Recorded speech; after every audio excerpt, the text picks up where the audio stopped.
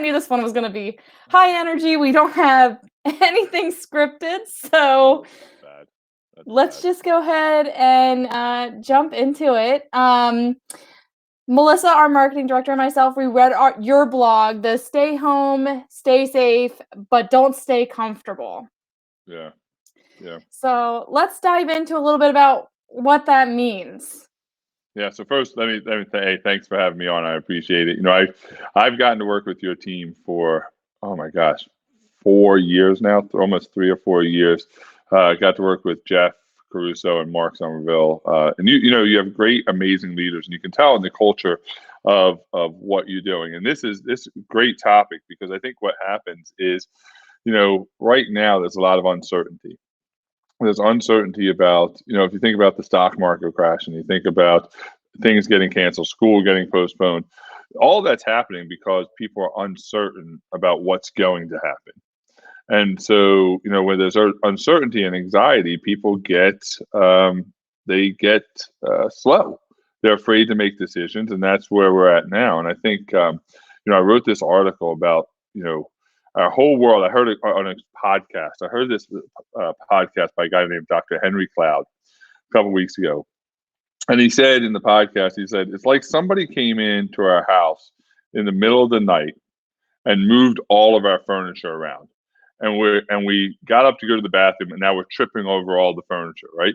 Everything in our lives has been moved around. And I think a lot right now under this quarantine, what people are realizing is that it's really, really hard to think of your home as something other than your place of comfort, right? Think about it. You sell homes. And the home, I work with builders all over the country. I work with companies all over the country. And your homes have to be some of the most beautiful I've ever seen. Like these massive, beautiful, perfectly laid out floor plans and they're made for what? And we used to go to work to grow, right? We used to go to church to grow. We used to go to the library to grow. We used to go to school to grow. And we'd come home after a long, hard day of work or a long day at school or wherever we were. And what did we do? We got comfortable, and we put on our pajamas, and we put on if you're my wife, put on the fuzzy socks, right? And and now we've had to completely transform our homes into schools, into workspaces, into churches, into all these things. And I think that's tough for a lot of people. I have two teenage daughters, and it's been really tough for me as well. I own my own company. My wife owns her own company, and we're all sharing a house, and we all have what we're trying to achieve in that house. And I think that for the first couple of weeks, we found it was a real tough transition because we were finding ourselves comfortable. And I think that what we have to realize is that we have to transform not just our physical space, but our mindset on how we look at that space. Like we can no longer look at our house as solely a place of comfort, because I can't have my mind in an idea of, hey, this is really comfortable, but my house is a place of growth. They have to be in sync. Does that make sense? Yeah, that makes sense. So one of the things that I started doing, and for the first week, is I started setting up rules. So I found myself wanting to binge watch The Lion King or The King Lion or whatever that show is with the guy with the big Tiger King. That's it, right? Nine Kings with Simba. That's the other one, right? And you can see Netflix stock pricing has jumped through the roof, right? I'm saying it's insane how much, and that's because people are what? They're watching a ton of TV. For me, it was that had to be a reward. Now, it doesn't mean that there aren't days that you should just take it easy and relax. Saturdays and Sundays, relax. The day off during the week, relax. At nighttime, relax. But how can we be as productive as possible? So what I started setting up my own kind of self-guided rules and or maybe guidelines, and everybody can figure out what theirs are. But if I wanted to watch something on Netflix, I'd have to watch a 15-minute TED Talk first on my phone. If I wanted to have a glass of wine, right, I had to walk around my property one time. I had to go outside and walk outside around my property. So it was almost like a cause and effect behavior. And I think that what's happened is, I'll tell you, we're 36 days into this quarantine. I've watched more TED Talks than I have Netflix seminars, Netflix series. I've read more books than I have watched reruns or movies. Right.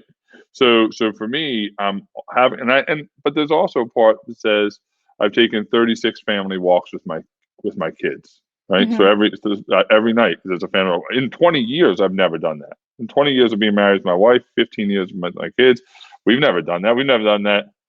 Matter of fact, I don't know if we've ever once taken a family walk post pre COVID, right?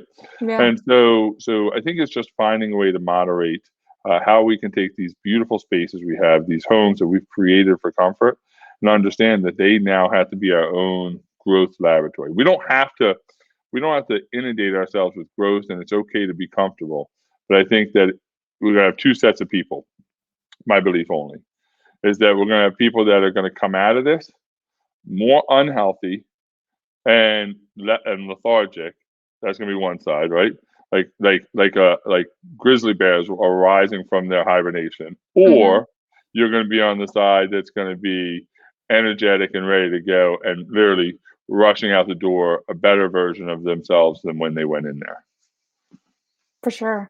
I saw an analogy online that I really liked. It says, "We're not all in the same boat. We're all in different boats riding the same wave." Oh, I love So that. everyone's situation is different, Yeah. with how people are working at home. Do you have any advice to give to people to best work at Yes, yes, home? yes, yes. So I've worked at home now for the last year. I had an office that I went to every day for 2 years, 4 years before that, and I finally decided I was going to move at home. And when I first started, I thought this is the greatest thing in the world. I would roll out of bed, I'd go exercise, and I would mosey downstairs. I'd have a dress shirt on top and shorts on bottom, right? And I found myself like doing like laundry in the middle of the afternoon. Like, oh, I'll just run Mhm. upstairs and throw a thing of laundry in, or it's okay, I'm just going to run to the post office. But when I was at my office, I didn't run home to do laundry, right? And I found myself those first couple months really unproductive, and so I was busy, but I wasn't productive. And so there's a big difference between the two. And so my company will grow based on me being productive, not based on me being busy. Mhm. So I had to start setting up a routine, and the routine is the same as I would leave for work. So I get up, I go for a run, I come home, I make breakfast, I take a shower, I get dressed, I will walk out the front door, I come around the house, come in the back door, and besides, I will say the only thing that I have cheated on is I still wear slippers. So that's it. I Okay. wear, and that's it. And I can't even believe I do it, but I wear these ugly slippers my kids bought me for Christmas, and I'm not ashamed of it. But everything else is as if I'm going to leave. And there's ground rules, right? So we decided, you know, my daughters have homeschool, like they're obviously home from school like everybody else, but they have virtual class every day. And one of my daughters is in the office next door, in the basement. My other daughter is upstairs in the office, and so we all go to our space, and we all have rules. If they look at my schedule, we share a schedule. They know I'm on a Zoom call, like right now. They know I'm on a Facebook Live, and so they can't interrupt the meeting unless the house is burning down. If they're in class, which they are right now, I know they're in class. So we Mhm. have this shared respect for each other's schedule. Now the challenge is my kids are 15 years old, and like you said, everybody's in different boats. So some people may have a 5-year-old kid or a 2-year-old kid or a barking dog, and that's hard to maintain. I think you got to give ourselves some leadway about how we handle those things. But I think setting up a routine and setting up rules and guidelines and say, hey, listen, share the schedules. Like Yeah. we use Cozy. Cozy is a free online schedule that everybody in the family gets, and they can all enter their schedules in. They can make comments and adjust, but everybody knows everybody's schedule every day. And we have on there 5 o'clock is dinner, or 6 o'clock is dinner, 7 o'clock is family walk, whatever it is. It goes on the schedule, and then we respect the schedule. Yeah, and I think something good you brought up is to be kind to yourself. Mm, You're not gonna be able to work, mm, homeschool, keep the kids alive, completely redecorate your house, do every single it's not gonna happen, so you have no. to be kind to You yourself. have to you have to give yourself grace. And I think that, I went so my wife has done our grocery shopping by delivery. So Mhm. through this whole thing, even before this, like the last year, she does like Walmart delivery or Walmart. Okay. It was Walmart pickup. Like I think she like drove in, picked it up, and then now it's delivery. Um, but this morning we went out to the delivery somehow I guess is like weeks behind, or you can't get an appointment or something like that. So this morning we were both up early. I went for a run, came back, and she said, "Hey, do you want to go to the grocery store?" Now my wife has not been in the grocery store in a month and a half. Right? I went once or twice, and I just touched my face, and so the like I go through hand sanitizer left and right. But anyway, so so we go to the grocery store and we're walking through the grocery store and there's maybe 10 people in the store. It's early in the morning, it's empty. And we're halfway done the shopping and we come around this aisle and we look up and there is this lady and we only see her eyes because you got the big mask on now. And I only see her eyes and she's giving me and my wife like the death stare. I mean the stare, and we're probably 10, 15 feet away, at least 10 to 15 feet away, right? And she's standing in dead center of the aisle, and it looks like the showdown, like at OK Corral or something, like we're about ready to have a duel or something. And she's staring at us. I'm like, why is this woman like dead staring at us? And then she looks down like this. And then she looks up, looks down. And so I look down, and on the floor of the grocery store are arrows on the floor to tell you which direction these aisles now are. They're now one way.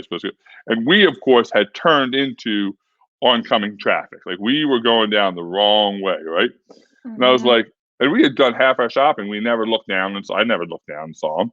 And and so I look up, and I'm like, oh, I'm sorry, we're going the wrong way. She goes, yeah, you are, and like literally Oh. wanted to attack me, right? And I'm so we turn and we kind of walk like shame, like we're being publicly shamed. Like we turn and walk away and like go back the right aisle. And the reason I tell you that story is because as much as we have to be kind to ourselves, and everybody's trying to figure this out together. Like Mhm. we have to just calm down. I understand when fear and anxiety are hit, we're not wired to calm down. We get laser focused, and I think, and I'm going to say something, and I hope it doesn't get me in trouble, but and especially because you're one of my clients, and I don't want to get fired either. But I think that but I think this pandemic is magnifying people's core. And what I mean by that is if you are a really great, morally sound person who does the right things, you're seeing those people do a lot of great things. They're making Mhm. masks, they're reaching out to their neighbors, they're donating, right? But if you fightful, like angry person before, you're just meaner, and it now gives you a platform to do it. Like there's no reason that lady couldn't have said, oh, hey, you're going the wrong way. You probably didn't see it, and give people the benefit of the doubt. But now we have this platform where we can just, and that's what I love. One of the things I love working about, like what things you're doing, like all these Facebook lives that you're doing. Mark, the president of the company, did this amazing Facebook live 2 weeks ago and said, "Hey, listen, we're in this together. We're going to figure it out. We're going to keep you guys meet every day as a leadership team. I'm on those calls sometimes, and it's how can we contribute more. It's not Mhm. hey, it's not how can we drive more profit. How can we more? It's how can we take advantage. There's no COVID experts. There's no Corona experts. Nobody's ever been through anything like this.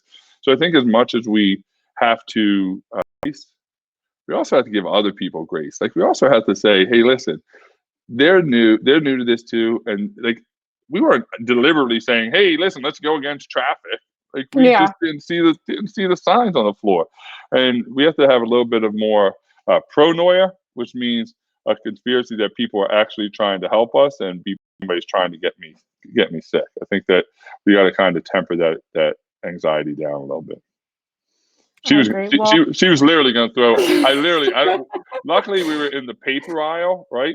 And Mhm. literally, I think she was because she was going to throw something at me. So if it was in the Just canned aisle, I might be hurt push right it now. all over and block the Oh, aisle she so you was can't get so over.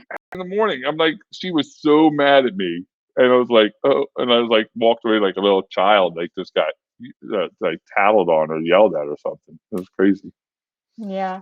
Well, I know you could talk for another 3 hours, so I I'm could, not gonna I'm not gonna I ask could. you another question so this goes over so long, but So I appreciate you coming. We below, and if you have any questions for Chad or myself, drop them below, and we will get to you as soon as we can.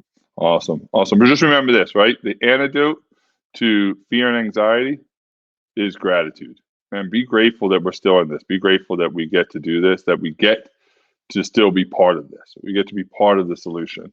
And so just trying to figure it out together. Well, I'm grateful for you taking the time to chat with us today. Likewise, Erica. All Likewise. right. All right. Bye, Bye. everyone. Thanks. Bye bye.